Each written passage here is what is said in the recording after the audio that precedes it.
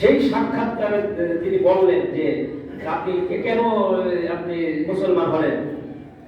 তিনি বললেন যে চাঁদে পদার্পণ করে আমার মুসলমান হওয়ার কোনো এর বিরুদ্ধে চাপ প্রয়োগ করিনি, কোনো মুসলমান আমার ব্যাপারে কোনো চাপ প্রয়োগ করিনি। আমি কিভাবে মুসলমান হলাম?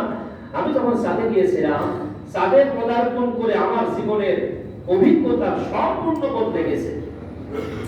মহানবী সাল্লাল্লাহু আলাইহি সাল্লামের হাতের ইশারায় 1400 বছর পূর্বে আকাশের এই চাঁদ দ্বিখণ্ডিত হয়েছিল।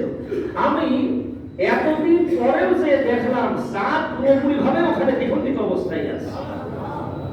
এটা দেখে আমি বুঝলাম যে অবশ্যই এই ঘটনা সত্য ধর্ম। তাহলে এই কোরআনে এই ঘটনা বলা হয়েছে 1400 বছর আগে, তো এখন আমি যা দেখতে পাচ্ছি এই কোরআন অবশ্যই সত্য কিতাব। এই কোরআনের যারা অনুসারী তারাও সত্য পথে অনুসারী। এই কোরআন যার উপরে নাযিল হয়েছিল তিনিও সত্য রাসূল, সত্য নবী। সুবহানাল্লাহ।